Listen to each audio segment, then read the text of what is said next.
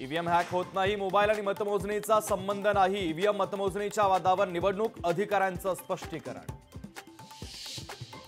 EVM कुणीही hack करू शकत नाही, पराभव जिव्हारी लागल्यानं रडीचा डाव सुरू। शिवसेना उद्धव बाळासाहेब ठाकरे पक्षाच्या आरोपांवर रवींद्र वायकरांचा पलटवार। रवींद्र वायकरांना जनतेनं निवडून दिलं, जिंकलेल्या जागांवर विरोधकांनी ईव्हीएमवर संशय घेतला नाही, एकनाथ शिंदेंचं विधान। ईव्हीएम मशीन सुरक्षित नाही, मानव आणि एआयच्या मदतीनं मशीन हॅक होऊ शकतं, इलॉन मस्क यांची ईव्हीएमच्या विरोधात भूमिका।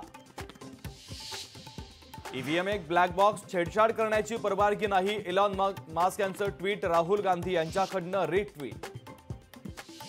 पावसाळी अधिवेशनाच्या पूर्वी मंत्रिमंडळाचा विस्तार होण्याची शक्यता, लोकसभेला बसलेल्या फटक्यानंतर फेरबदल होण्याची शक्यता। मंत्रिपद वाट्याला आलं तर ते मलाच मिळणार, प्रफुल्ल पटेल यांच्या विधानानं राजकीय वर्तुळात खळबळ, मंत्रिपदाच्या शर्यतीत सुनेत्रा पवारांचंही नाव।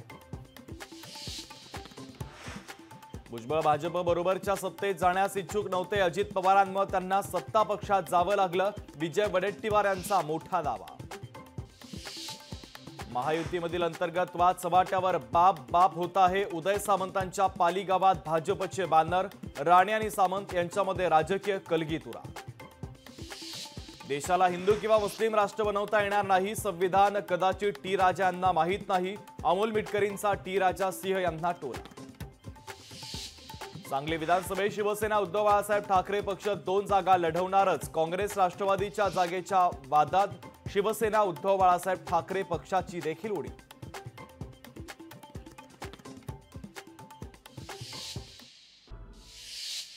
जम्मू काश्मीरमध्ये पुन्हा ऑपरेशन ऑल आउट राबवण्याची शक्यता, बैठकीत अमित शहा, राष्ट्रीय सुरक्षा सल्लागार अजित डोवाल देखील उपस्थित राहणार। राज्यातील 483 गावांवर पावसाळ्यात दरडी कोसळण्याचा धोका, कोणाला हानी पोहोचणार नाही याची काळजी घ्यावी, मुख्यमंत्री एकनाथ शिंदेंचे जिल्हा प्रशासनाला निर्देश। लक्ष्मण हाके यांची तहसीलदार चंद्रकांत शेळकेंनी घेतली भेट, तहसीलदारांकडून उपोषण मागे घेण्याची विनंती, मात्र हाके उपोषणावर ठाम। विद्यार्थ्यांना एसटी पास तर थेट आता शाळेतच मिळणार, एसटीचे पास थेट शाळेत वितरित करण्यात येणार, एसटी महामंडळाच्या वतीनं संचालकांचे आदेश। पुरंदरमधील प्रस्तावित विमानतळाच्या जागेला मंजुरी, लवकरच भूसंपादनाची प्रक्रिया राबवली जाणार।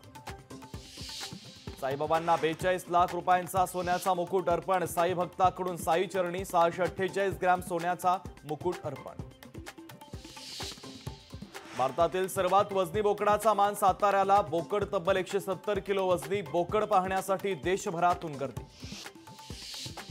मुंबईत पडलेल्या पावसामुळे 30 पेक्षा अधिक ठिकाणी पाणी तुंबलं, पालिकेने संबंधित कंत्राटदाराला 25,000 रुपयांचा ठोठावला दंड। ठाण्यातील अति धोकादायक इमारतींच्या संदर्भात प्रशासन ऍक्शन मोडवर, धोकादायक इमारतींची प्रशासनाकडून प्रत्यक्ष पाहणी। सिंधुदुर्गच्या कुडाळ मालवण मार्गावर झाड कोसळलं, झाड कोसळण्यानं वाहतूक ठप्प। हिंगोलीमध्ये वादळी वाऱ्यासह अनेक भागात पावसाची हजेरी, पावसामुळे शेतकऱ्यांना मात्र मोठा दिलासा। परभणीच्या 9 पैकी 3 तालुक्यात 100 मिलीमीटर पाऊस, शेतकऱ्यांनी केली कापसाच्या लागवडीला सुरुवात। लातूरमध्ये महामार्गाची उंची वाढवल्यानं शेतकरी अडचणीत, 50 एकर शेतीमध्ये साचलं पावसाचं पाणी।